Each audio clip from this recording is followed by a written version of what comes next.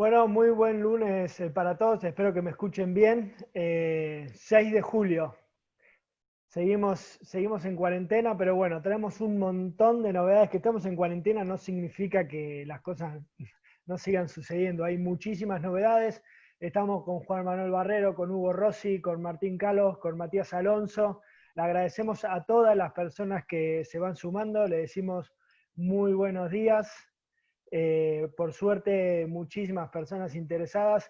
Nos pueden escribir a agromanagement.global@gmail.com para dudas o cosas que quieran comentar en la semana. Y cualquier duda que tengan o consulta a medida que se vaya realizando la conversación de esta reunión de equipo, nos van escribiendo al chat. Le va a llegar a Mauge, que está detrás de los controles de agromanagement, y vamos a estar respondiendo las preguntas antes de las 12. Le agradecemos a todos por sumarse, la verdad que muchísimas novedades para las empresas, para las pymes, a nivel judicial, a nivel legal, a nivel contable, a nivel de la macro, y algunos consejos muy importantes de liderazgo que siempre nos trae Mati. Mientras se van sumando todas las personas, les decimos muy buen día. Y bueno, sin mucho preámbulo de mi parte, arrancamos con todas las novedades. Le doy la palabra a Juan Manuel. Juan, muy buen día, todo tuyo. Hola, buenos días a todos. Un gusto también encontrarnos de nuevo como todos los lunes y bueno, trabajar acá en equipo y llevarnos todas las novedades. La verdad que también son muy útiles para mí los aportes de los chicos, así que nada, feliz de estar acá de nuevo. Bueno, la semana pasada me había quedado un temita, traje varios temas de AFIP y bueno, un poco más, continuar con el tema de la ley de conocimiento.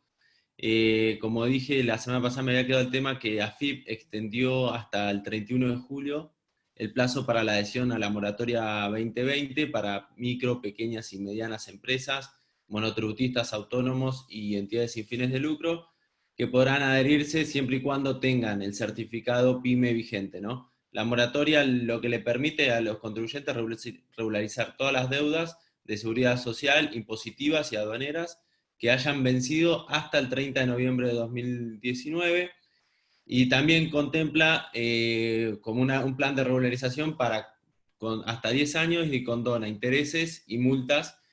Y bueno, la realidad es que hemos registrado muchos clientes entrando a la moratoria, así que recuerden que es importante tener las obligaciones al día por el scoring de AFIP y también que influye en nuestra categoría del CISA para aquellos que operen.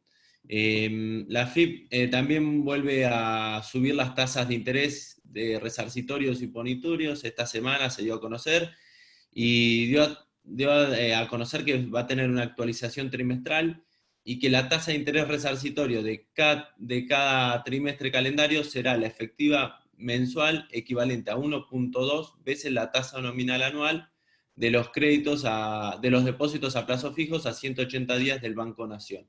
Y para los punitorios será la equivalente al 1.5 la tasa nominal anual de los plazos fijos a 180 días del Banco Nación. Esto como para tener referencia, cada 3 meses AFIP va a estar ajustando, recordemos, 1.2 sobre la tasa nominal anual de depósitos a plazos fijos, 180 días de Banco Nación y 1.5 para los intereses punitorios. Entonces, el interés resarcitorio a hoy se subió a 2.76 y los punitorios a 3.39. También en el marco del COVID, la AFIP extendió el plazo para presentar la memoria, el balance y el informe del auditor de las empresas, recordemos, para aquellas empresas que tienen obligatoriedad de presentar balances, cuyos cierres hayan operado entre noviembre y diciembre de 2019 y enero 2020. Cualquier empresa agropecuaria que haya cerrado ejercicio en estos meses, noviembre, diciembre de 2019 y enero 2020, podrán hacerlo, presentar los balances, la memoria y el informe hasta el 18 de agosto del 2020 inclusive. También, bueno, sigue suspendida el tema de ejecuciones fiscales y medidas cautelares hasta fin de julio. Y finalmente, AFIP, a partir del periodo fiscal junio 2020, entra en vigencia la obligatoriedad de registrar electrónicamente las operaciones del libro IVA digital. Esto es algo que se venía postergando pero ya nos ha tocado en varios clientes que los empezaron a notificar este mes por e-ventanilla y con la obligatoriedad de presentar este libro IVA digital. ¿Cómo debemos hacerlo? Voy a explicar brevemente para que estemos informados respecto a cómo funciona la operatoria. Si bien esto seguramente se los hace su contador, pero es importante entender cómo funciona para uno también tomar decisiones y estar al tanto. Debemos ingresar al servicio denominado Portal IVA, que es en el sitio web de AFIP, que se entra con clave fiscal, y acá van a aparecer toda la información de los comprobantes emitidos y recibidos que se registran en la base de datos de AFIP. El contribuyente, digamos, podrá efectuar ajustes, modificaciones, incorporaciones o eliminación de aquellos datos o comprobantes que consideren que hayan sido omitidos o sean erróneos. Y una vez hechos estos cambios y ajustes al débito y crédito fiscal, debemos confirmar como carácter de declaración jurada y presentar el libro de IVA digital. Esto antes era en papel, ahora pasa a ser digital, y normalmente ¿qué sucedía? Era cuando la empresa cerraba balances, se ponían al día todos los libros, se emitían todos los libros, y el libro de IVA digital, el libro de IVA normalmente lo hacíamos una vez al año. Bueno, ahora va a tener un carácter de declaración jurada mensual, y bueno, va a funcionar de esta manera, digamos, el sistema te va a emitir un acuse de recibo como constancia de información presentada, y eso quedará después sujeto a revisión de AFIP. Y bueno, al mismo tiempo, como mencionamos la semana pasada, se está por sancionar la Ley de Economía y Conocimiento. Parece que esta semana se trataría en el Senado, así que la realidad es que bueno, esperemos que tenga, digamos, se termine aprobando. Y también se lanzó un programa que se llama Soluciona, que son unas asignaciones no reembolsables, unos fondos que va a aportar el gobierno para la reactivación de la economía del conocimiento, así lo llaman, y para todos aquellos que desarrollen e implementen soluciones, productos o servicios que tengan que ver con la economía del conocimiento y que de alguna manera reactiven la economía o desarrollen soluciones sanitarias. ¿Qué podrían hacer? Ser de economía del conocimiento, todo lo que es software, servicios digitales, biotecnología, ingeniería, industria 4.0, que se desarrollen o implementen soluciones siempre innovadoras, ¿no? Y en el caso por ahí de las empresas más tradicionales de la cadena agroindustrial, deberán presentar un proyecto que modifique un proceso productivo, o bien la implementación de nuevos procesos de producción, o un registro de producto, o también la incorporación de tecnologías innovadoras que permitan mejorar la comercialización, optimización del modelo de negocio, cualquier solución que mejore un proceso, que utilice tecnología, que utilice conocimiento, y bueno, eso se podrá presentar y tendrán un monto para financiar hasta 15 millones de pesos, podremos presentar los proyectos, y recuerden que esto es una asignación no reembolsable, con lo cual para aquellos que tengan alguna iniciativa pendiente de implementar tecnología, un cambio de producto, de proceso, lo que sea, me parece que es una muy buena opción en estos momentos para desarrollar este tipo de productos. Así que bueno, por ahora eso nada más. Así que lo dejo a Huguito que siga. Muchas gracias, Juan.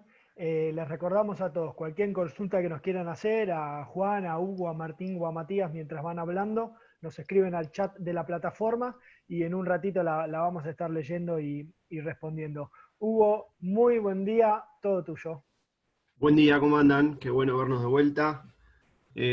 A ver, con algunas novedades legales esta semana, como habíamos anticipado, Martín lo había comentado desde el punto de vista económico la semana pasada, que probablemente iba a ocurrir, y ocurrió. La Secretaría de Comercio de la Nación prorrogó hasta el 30 de agosto el programa de precios máximos, y hasta el 31 de diciembre el programa de financiamiento Ahora 12, de Fomento para el Consumo, con algunas pequeñas diferencias respecto del programa de precios máximos que venía vigente. Esto es importante para las empresas del sector, para las empresas alimenticias particularmente, porque por un lado se permiten excepciones a estos precios máximos previa acreditación por parte de las empresas de que la estructura de costos de un determinado producto aumentó respecto del 6 de marzo. Entonces, si una empresa participante de este programa, donde sus productos hoy tienen un precio máximo y ahora prorrogado hasta el 30 de agosto, puede demostrar que su estructura de costos varió, básicamente por cuestiones de inflación y de dólar, ¿no?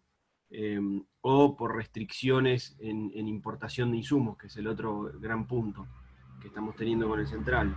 Respecto de la que existía el 6 de marzo, puede solicitar, y deberá tramitar la aprobación, no es automática, para ciertos productos la excepción a estos precios máximos.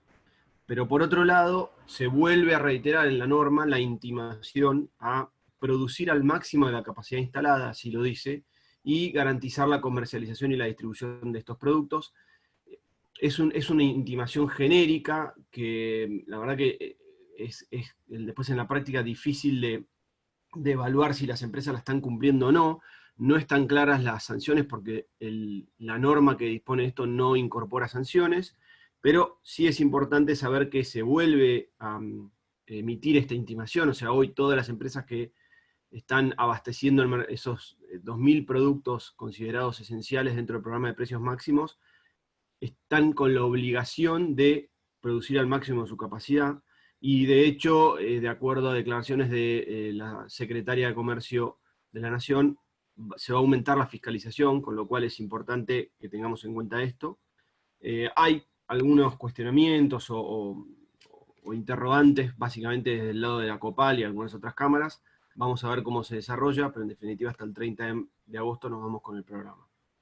La FIP, complementando algunos de los temas que dijo Juan, pero más desde el punto de vista legal, habilitó la posibilidad para empleados con registración deficiente o no registrados, empleados en negro, de notificar de manera electrónica al Poder Ejecutivo Nacional cuando hacen una intimación a su empleador, en los términos de la ley 24013, es decir, el empleado que está en negro o con mala registración, que tiene la obligación de notificar al Ministerio de Trabajo y a la FIP cuando ha intimado a su empleador a que regularice su situación, ahora puede subir esa carta documento o ese telegrama, una foto, así lo dice la normativa, a la página, al nuevo aplicativo que abrió la FIP, y con eso se da por notificada a la FIP. Esto puede llegar a traer alguna discusión el día de mañana sobre si la notificación efectivamente fue realizada y si después el telegrama o la carta de documento llegaron, porque podría ocurrir que se suba la foto esa, pero después no llegue el telegrama o la carta de documento, así que acá puede haber una fuente de futuros conflictos judiciales. Por último, en el ámbito de la Cancillería, algo que puede ser relevante, hoy pareciera no haber pasado un poco inadvertido, pero para el sector puede ser relevante. Mediante la resolución 136, la semana pasada se crea el Consejo Público-Privado para la Promoción de Exportaciones en la Cancillería y dentro de la Secretaría de Relaciones Económicas Internacionales.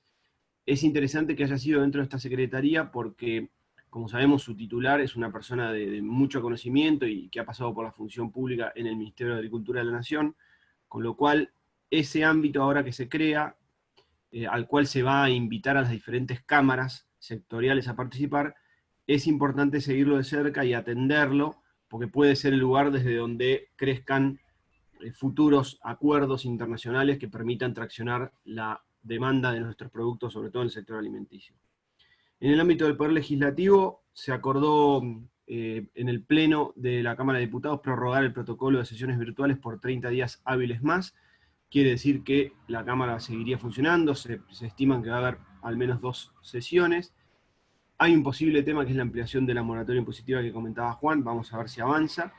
Mientras tanto, a raíz de los hechos de inseguridad de público conocimiento y sobre los cuales venimos dando consejos respecto de cómo hacer las denuncias desde hace varios lunes, por primera vez se han presentado en estos tiempos proyectos tanto del oficialismo como de la oposición modificando el Código Penal para incorporar nuevos delitos vinculados particularmente al tema de los silobolsas, pero en algunos casos, como el proyecto del oficialismo, incluso ampliar para otros delitos más grandes, llamados vandalismo rural. Vamos a ver, más allá digamos, de lo mediático y de lo político, si efectivamente el tratamiento de estos proyectos avanza un poco al compás de la presión social que pueda existir para atacar este tema, y qué termina regulándose al respecto, pero puede ser un cambio de normativa relevante. Y por otro lado, como venimos diciendo, Juan lo advirtió respecto de la Ley de Economía del Conocimiento, y nosotros siempre lo venimos diciendo con respecto a la media sanción que tenemos de ley de teletrabajo. Vamos a seguir, ya ingresó al Senado, vamos a seguir si se trata. Insistimos que puede ser un cambio importante en la forma en que hoy estamos haciendo el teletrabajo, porque incluye esta media sanción un montón de modificaciones que entrarían a regir 90 días después del cese de la fase 1.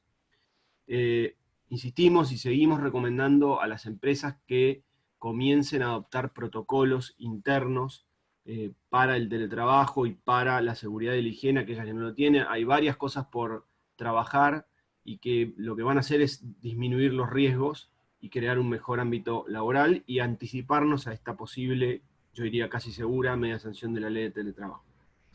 En el ámbito de la justicia, una cosa interesante, venimos siempre comentándoles la actualización de la jurisprudencia sobre los fallos, sobre la reincorporación de empleados despedidos. Sigue rigiendo la prohibición de despedir, como ustedes saben, y la justicia sigue emitiendo fallos, pero en este caso pasó algo interesante, que es que 2 salas de la Cámara Nacional de Apelaciones del Trabajo dispusieron lo contrario.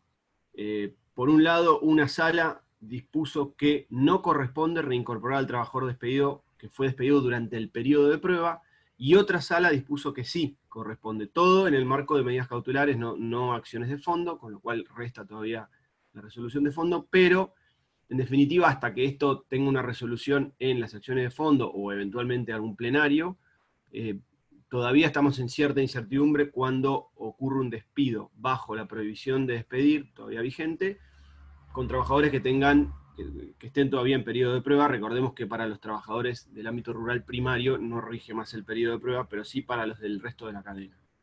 Así que atención ahí si hay que tomar alguna medida en el caso de las empresas, porque todavía no está claro cuál es el criterio de la justicia. Con respecto al cierre de fronteras internas de distintas provincias, que venimos comentando en detalle en los últimos lunes, continúan varios casos. En el caso de San Luis, que venía siendo una de las provincias más problemáticas, también tenemos fallos contradictorios. El Juzgado Federal de la provincia de San Luis ratificó el día miércoles pasado las restricciones al ingreso o el protocolo de ingreso agravado que dispuso el Poder Ejecutivo de la provincia, pero acto seguido el Juzgado Federal de Río Cuarto, Córdoba, a instancias de varias entidades vinculadas a la producción agropecuaria, dispuso una medida cautelar que ordena a la provincia de San Luis permitir el ingreso por 2 rutas en particular de productores cordobeses hacia esa provincia, con lo cual, de alguna manera, hoy esos productores cordobeses que ingresan por esas rutas tienen habilitado su ingreso con el Certificado Nacional de Circulación, pero el resto de los accesos y el resto de las provincias sigue con el protocolo agravado que estableció la provincia y que ratificó el Juzgado Federal de esa provincia. Así que se empiezan a dar como situaciones mixtas. Atención a los que tengan empresa en San Luis y otra provincia, a ver cuál de esas situaciones les aplica, porque no es todo lo mismo. Y por último, algún que otro comentario sobre situaciones provinciales. En la provincia de Buenos Aires le venimos siempre actualizando la situación de la gestión de los envases fitosanitarios, porque impacta directamente en muchas de nuestras empresas. Hubo una reunión del director del Organismo para el Desarrollo Sostenible de esa provincia, de la Autoridad Ambiental, digamos, que es quien tiene a cargo la gestión de los envases, con la Comisión de Ambiente de diputados de esa provincia, y además se reunieron con la Fundación Campo Limpio, que agrupa a las diferentes empresas productoras y comercializadoras de agroquímicos, y posiblemente esta semana haya novedades concretas y legales respecto del plan de gestión de envases, que de alguna manera viene en parte demorado y que el Organismo para el Desarrollo Sostenible quiere que las empresas retomen, así que es muy probable que esta semana haya novedades jurídicas sobre esto. Y tenía algún tema que quería recordar, Gonza, sobre normativa del Banco Central, pero para no extenderme y darle lugar a los chicos, lo tomamos después. Bien, perfecto, Hugo. Tenemos una segunda ronda muy, muy interesante todo, y hay temas que se vienen extendiendo desde hace semanas que, bueno, van tomando notoriedad, por ejemplo, el tema del vandalismo de las últimas semanas. Ya están llegando preguntas, ahora en un ratito las respondemos, nos escriben al chat, lo recibe Mauge y las leemos y contestamos para todos. Bueno, semana de muchas novedades.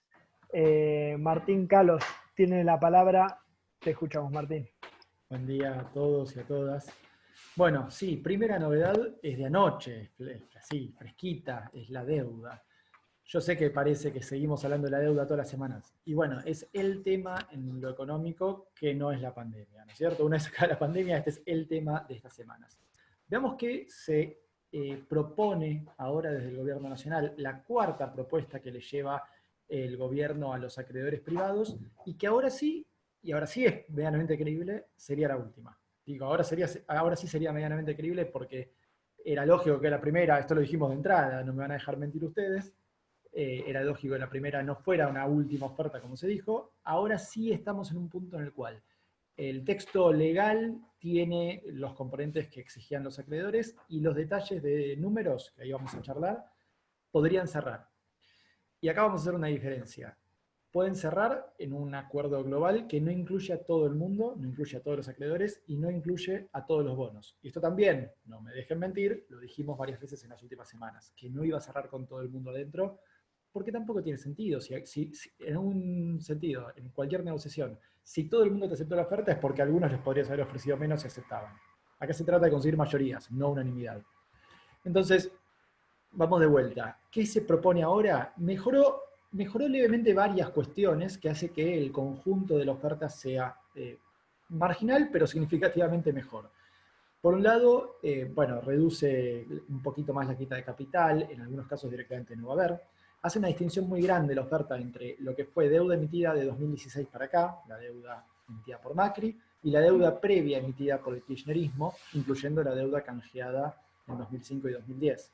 En ese sentido, incluso hay que pensarlo con tasas de descuento distintas para calcular cuánto valdría hoy, etc. Pero básicamente es una oferta que a quienes tienen bonos emitidos de 2016 para acá, les estaría pagando alrededor de 53 o 54, vamos por 53 y medio, que es el cálculo que me da a mí, dólares por cada 100 dólares que tienen hoy de deuda nominal, pero a quienes tienen títulos del canje, del kirchnerismo, digamos, les daría 59,5 dólares. O sea, ahí estamos ya casi en 60.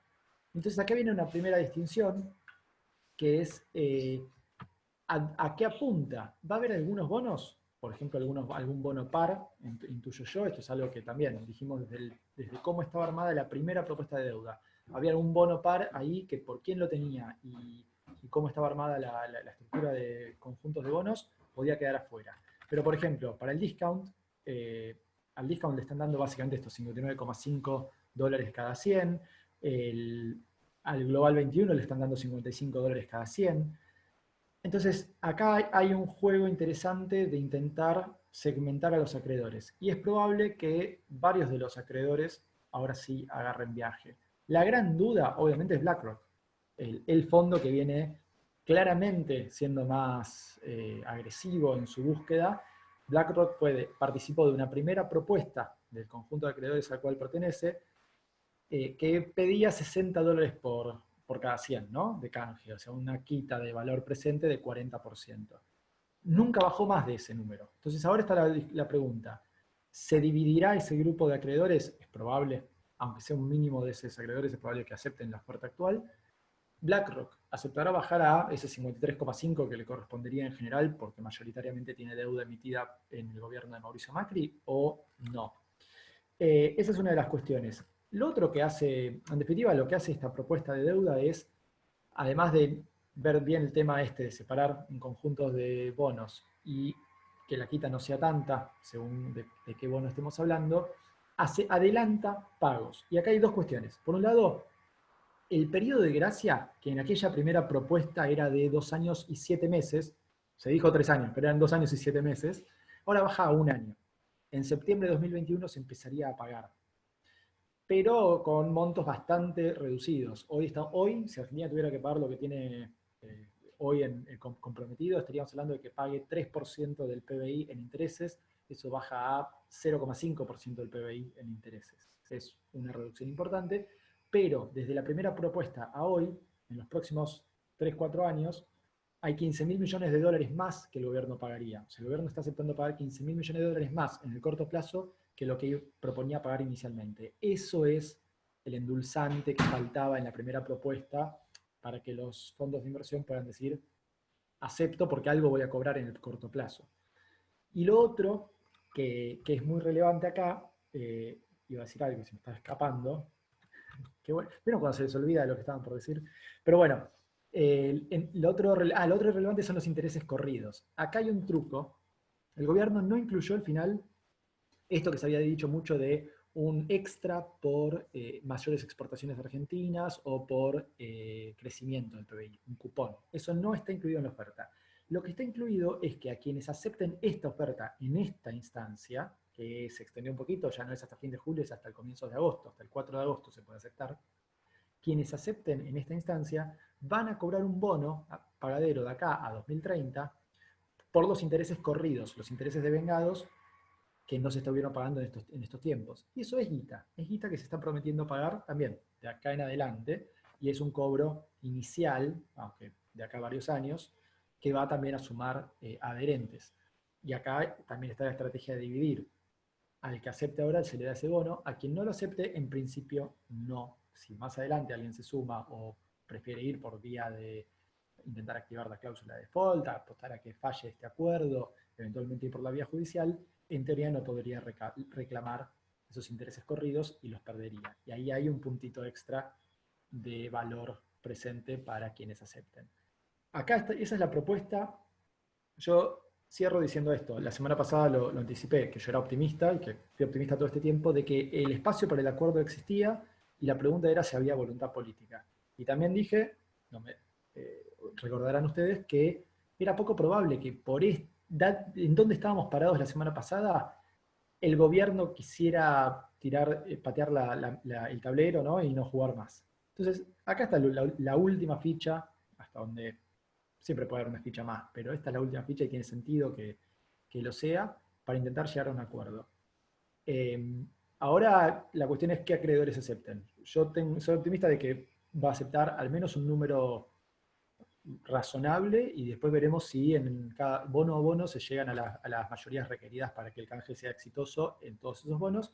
Algún bono va a quedar afuera, insisto con eso, y ahí habrá que ver cuál es la estrategia del gobierno, que seguramente sea pagar, pero bueno, va a ser un canje mucho más interesante que lo que se preveía con la oferta de hace unos meses.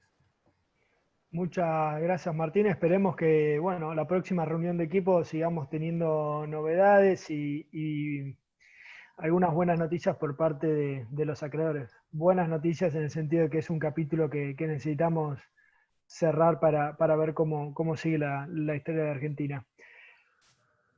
Nos pueden escribir al chat, están llegando preguntas, ahora las respondemos. Vamos a volver en un ratito con Hugo, con Juan y con Martín por algunos temas que quedan por comentar antes de irnos a las 12, pero le damos paso a Mati Alonso, que nos hable un poco de liderazgo y nos ilumine para la semana, para ver cómo manejamos los equipos, cómo manejamos las empresas, cómo nos vamos con un poco de ánimo y algunos tips. Y con material para leer. Y con material para leer también. ¿Qué haces, Mati? Buen día, todo tuyo. ¿Cómo va, Gonza? Hola a todos, buen día.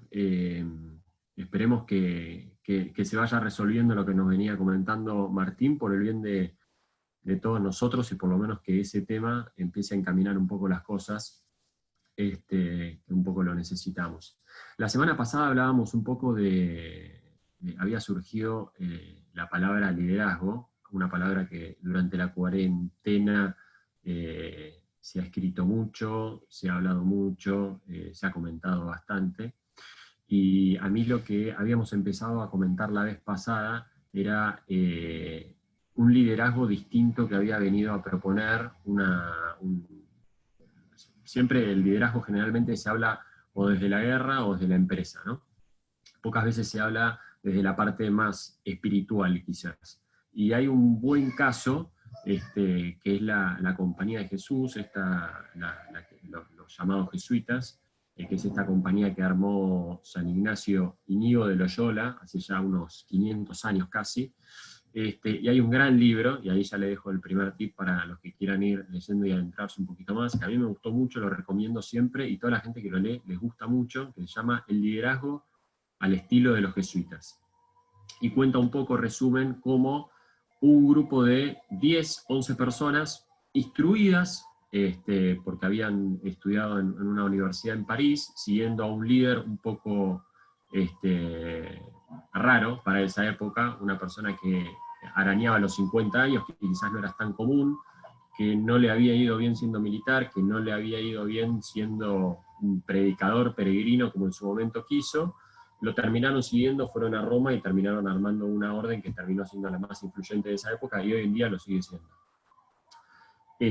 Kotter, decíamos la vez pasada, cuando hablaba de liderazgo, decía qué es lo que hace un líder. Y él decía que hacía 4 cosas.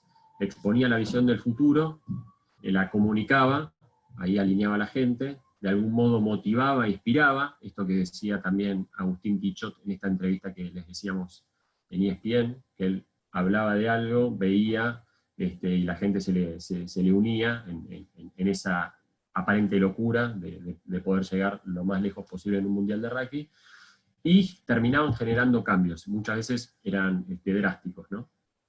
Kotter también, en su análisis sobre el liderazgo, dice que hoy hay una crisis de liderazgo. Y una de las principales razones es que se destaca de por qué esta crisis en la sociedad de liderazgos se ata a una crisis de sentido que tenemos las personas, ¿no? Entonces se dice que las personas generalmente, al no tener un buen desarrollo, un conocimiento propio, no saben qué es lo que quieren, y entonces no saben por lo cual están luchando. Y si luchan por algo, no luchan con tanta fuerza, porque no están tan convencidos. Y acá viene la parte que San Ignacio, junto con esos primeros jesuitas, determinaron, sin saberlo en la realidad, no es que se pusieron a escribir qué es lo que tiene que hacer un líder, pero en la práctica lo fueron haciendo, y después con los años se fue estudiando. Identificaron, o podemos identificar 4 pilares que ellos impusieron como un buen liderazgo para lo que era ser un jesuita en esa época. Y el primero tiene que ver con esto que decíamos que hoy es una gran crisis, ¿no? Conocimiento de sí mismos. Para ellos era fundamental. En este conocimiento de sí mismos, ellos tenían los ejercicios estos espirituales, que es algo que inventó San Ignacio de Loyola, que durante un mes la persona se retiraba y hacía todo un recorrido de mucho reconocimiento propio, de ver qué era lo que querían, qué es lo que le importa a la persona, y después de ese mes uno sale como muy enfocado hacia dónde tiene que ir, conociendo sus fortalezas, sus debilidades, y sobre todo lo más importante, qué cosas para esa persona son importantes y cuál es la visión que lo va a motivar. Las otras 3 puntos, lo habíamos comentado brevemente la semana pasada. El otro son innovación y adaptación. Él decía que una vez que uno ya conoce qué es lo importante, hacia dónde va, después tiene que estar libre de ataduras del contexto, ¿no? Entonces, una característica de los jesuitas en esa época era que innovaban y se adaptaban mucho. Por eso en los primeros años, de ese grupo de 10, ya ninguno vivía juntos. O sea, se desparramaron por toda Europa. Uno fue para Asia, y después muchos de los jesuitas empezaron a venir para América, ¿no? Eran gente muy formada, que tenían muy claro qué era lo que querían, y nada los ataba. Y se sabían adaptar fácilmente a los distintos terrenos donde estaban, e innovaban constantemente. Un ejemplo era el primero o el segundo jesuita que llegó a la China. Nadie le daba bola ahí en la China cuando estaba, porque estaba vestido como un extranjero, y él vio que las personas más respetadas eran como unas especies de sabios que se vestían de una manera muy, muy particular, con un sombrero muy particular, y entonces él dijo, yo soy un sabio acá, nada más que esta gente no lo sabe, con lo cual agarró y se sacó su ropa de jesuita y se puso la ropa de sabio. Y a partir de ahí le empezaron a dar bola, lo empezaron a escuchar, tanto que llegó a conocer al emperador. Después, el tercer punto es la empatía. Trataron de entender al prójimo con una actitud positiva, de ponerse en su lugar, y lo trataban con amor, decían, ¿no? Una palabra que muchas veces en la parte de los negocios no está. Para los jesuitas era importante tratar al prójimo con amor y ponerse en una actitud positiva en los pies del otro. Y acá tengo una anécdota muy buena hay un documental que se llama Tiempos de Niebla, que dura creo que 1 hora, donde es una entrevista a McNamara. McNamara era el secretario de Defensa, si mal no recuerdo, en la época de Kennedy, y después de Johnson. y cuenta él que cuando estaban en la crisis de los misiles con Rusia, en Cuba, estaban ahí en los momentos finales de negociación de ver si apretaban todos el botón rojo y explotábamos todos por el aire, o si había alguna conversación que encaminara las cosas. Y dicen que mientras estaban todos juntos en el salón, en el despacho del presidente, reciben un primer mensaje de una persona que quería negociar, claramente. Y a los 5 minutos reciben otro mensaje de esa misma persona, también de Rusia, de una persona que quería romper, ¿no? Entonces se quedaron como muy desconcertados todos. ¿Qué mensaje respondemos? Respondemos el último, que es el que están más agresivos. Y había una persona que estaba ahí, que era asesor de Kennedy, que había vivido muchos años en Rusia y lo había conocido al que en ese momento era el presidente de Rusia. Y le dijo, señor presidente, le pido encarecidamente que responda el primer mensaje, no responda el segundo. Y entonces todos los militares le empezaron a decir, pero el segundo es el que vale, porque es el último. Y él empezó a decir, no, señor presidente, conozco a esta persona, está bajo un gran estrés. El primer mensaje seguramente lo escribió él, el segundo mensaje lo obligaron a escribirse los otros, y se vio obligado, para no perder terreno en su gente, de escribir el segundo mensaje. Responde el primero. Y la historia da que responde el primer mensaje y bueno, y se destraban esa crisis. Y el último punto es ambición. Los jesuitas decían que se fortalecían a sí mismos y a los demás con aspiraciones heroicas. Ponían la vara lo más alto posible, y lo que hacían habían armado como una especie de herramienta para evaluar y estudiarse todos los días y recalibrar varias veces en el día a veces, y si no, por lo menos una vez en el día, se sentaban 15, 30 minutos y veían, bueno, hoy hice lo que tenía que hacer, cómo estoy con mis ideales, cuáles soy con mis distintas fortalezas y debilidades, mejoré alguna, no mejoré alguna, estoy apuntando hacia donde tengo que apuntar, y todos los días los jesuitas se encargaban de algún modo retroalimentarse y recalibrar hacia dónde y cómo iban. Así que para los que quieran y puedan, les recomiendo el libro, El liderazgo al estilo de los jesuitas. Es una joyita en lo que es para gestión de organizaciones. Es muy bueno y es muy recomendable. Bien, muchas gracias, Mati. La verdad que siempre interesantísimo. Si querés, ahora ponemos en el chat para que le llegue a todas los que están conectados los títulos del libro que recomendaste y de las cosas que tengan que ver. Yo también les voy a recomendar algo. Esta semana estuve viendo Gigantes de los Motores, un especial de History Channel sobre los 3 gigantes de Detroit, los de fabricantes de autos, de Ford, de la Chrysler y de General Motors, y van contando un poco esa carrera por la innovación constante y cómo el Ford T de Henry Ford fue perdiendo mercado y cómo vino la crisis del 29 y después cómo vino la Primera Guerra Mundial y el rol del Estado y el rol de la competencia. Y la verdad que es impresionante cómo la carrera y el que se quedaba un poco atrás o el que no innovaba o el que acusaba mucho el golpe o de la crisis del 29 o de cualquiera de las 2 guerras mundiales, iba perdiendo terreno y bueno, va contando un poco toda esa cuestión de sucesiones y de peleas y de discusiones y encariñarse con un producto, con un auto en este caso, y tener que soltar, bueno, es muy interesante, tiene que, bueno, estar en History Channel y seguramente en internet lo encuentran, se los recomiendo mucho para ver, focalizando en esta parte que comentabas, Mati, sobre todo de la innovación. Ya llegaron algunas preguntas. Juan, no sé si estás preparado, pero Eduardo Caputo nos pregunta, para aquellos que adhirieron al blanqueo en gestión de Cambiemos, hoy los montos a pagar el BP, de acuerdo de declaración jurada 2019, son altísimos. ¿Existe alguna facilidad de pago por parte de AFIP? Bueno, sinceramente está por salir la moratoria universal, pero la verdad que dudo que incluya estos conceptos, con lo cual lo que te diría, Eduardo, que vas a tener que, depende de la categoría de CIPER que tengas, vas a poder financiar ese impuesto entre 1, 2 o 3 cuotas, no más que eso. Porque no creo que se vaya a incluir estas obligaciones en la moratoria universal. Pero bueno, todo está para esperar, con lo cual ahí la decisión cuando tengas el vencimiento tendrás que ver si está la moratoria, y bueno, después no sé qué categoría de CIPER tenés, pero puede ser podría llegar a ser hasta 3 cuotas. Gracias, Juan, por responder. Hugo, tenemos unos temas con el Banco Central, ¿puede ser?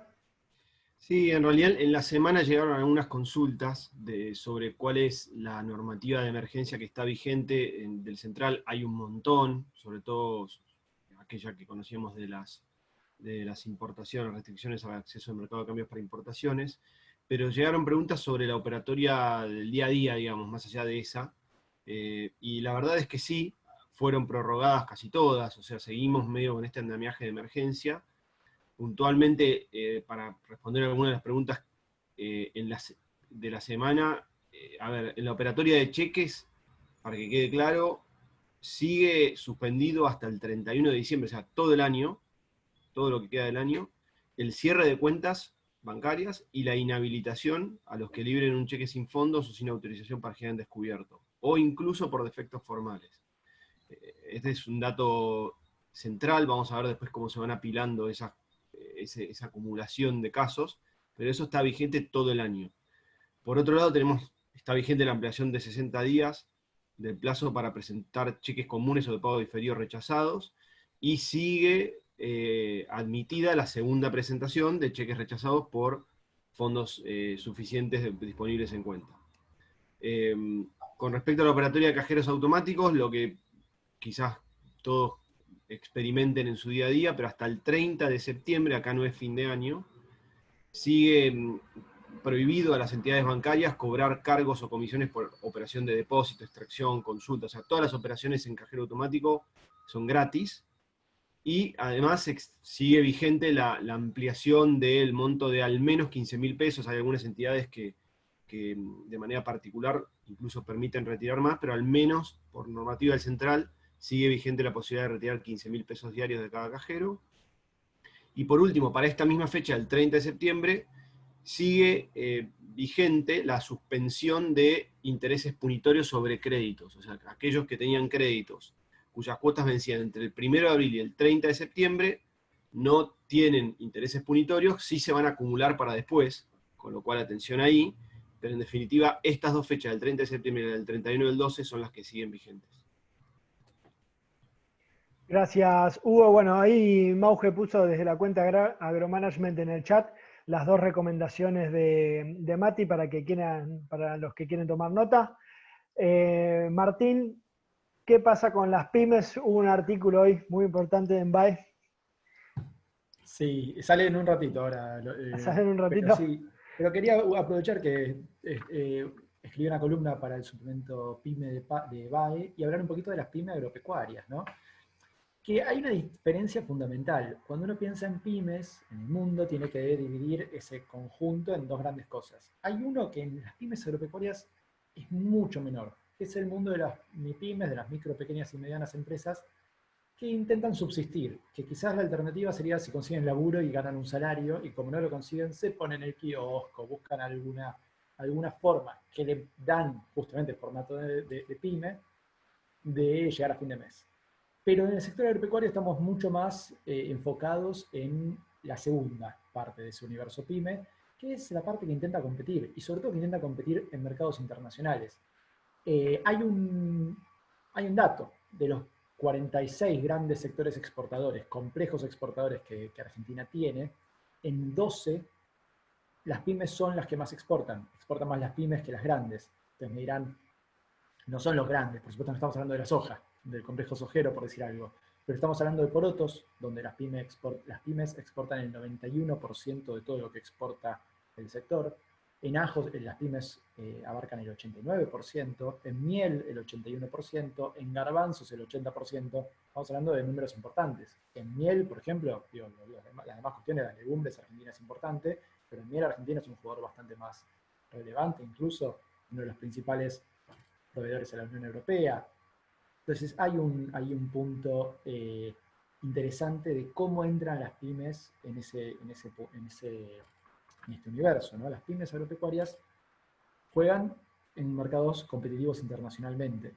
Y Y no me voy a meter ahora con el panorama macro, que ya lo venimos charlando, y cómo impacta el coronavirus a nivel mundial en las pymes y en estas exportaciones, etcétera. Sí quiero marcar un par de detalles importantes. Las pymes en general van a salir más endeudadas de esta crisis. ¿Qué tipo de deuda es clave? Muchas empresas, muchas pymes en particular, han aprovechado las disposiciones de que no te corten los servicios públicos, incluso si no podés pagar la factura de estos meses. O incluso la decisión política en muchos casos de no perseguir, no actuar contra quienes no paguen los impuestos, para ir por ahí en términos de intentar ahí hacerse un financiamiento, ¿no? No pagar el servicio público en un caso, no pagar los impuestos en otro.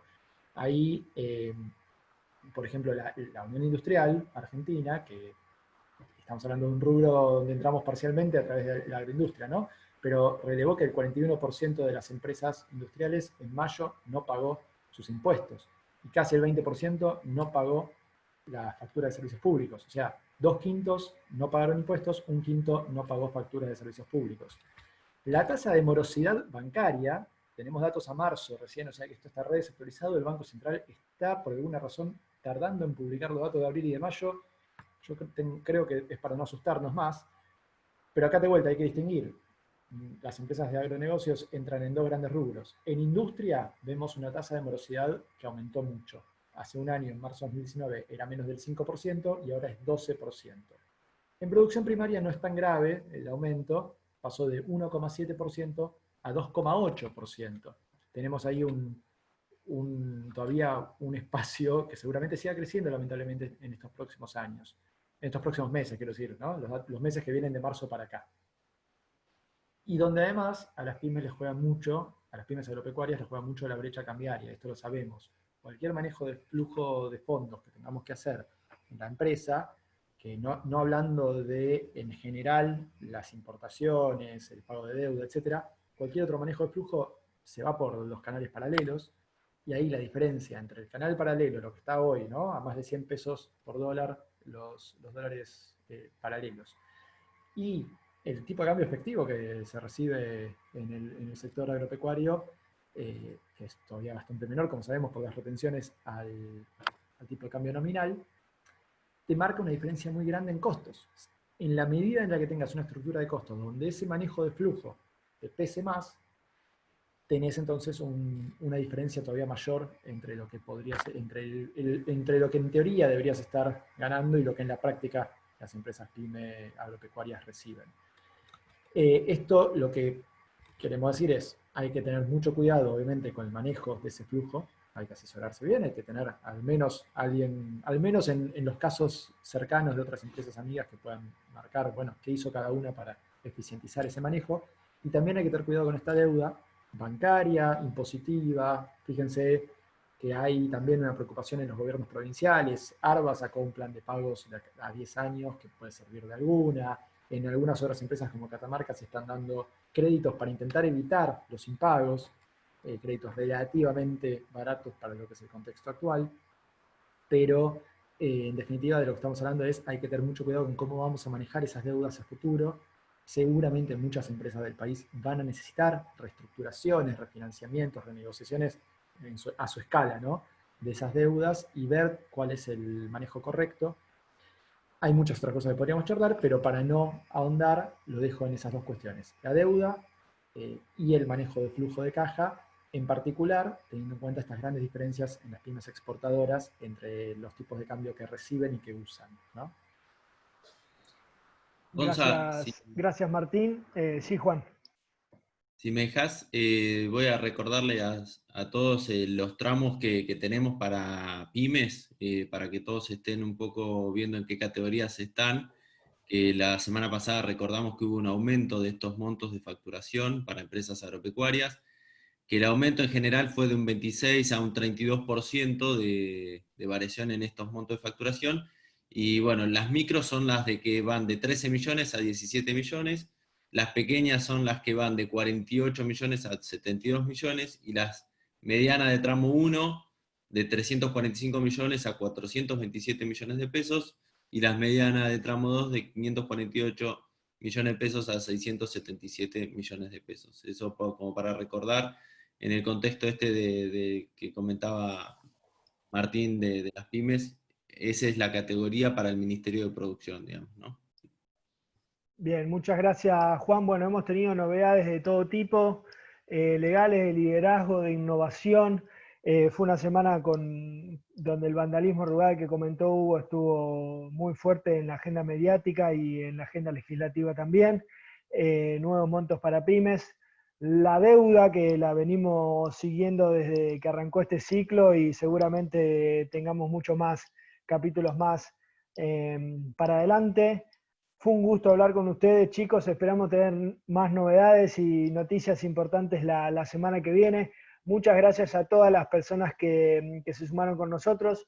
Muchas gracias a Mauge, que estuvo ahí atrás de Agromanagement manejando todo.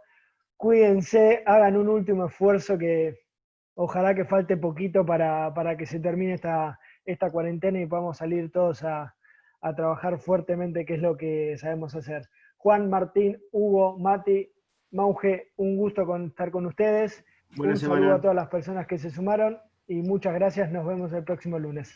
Gracias Buena a semana todos. para Chau, todos chau. y todas. Gracias, buena semana.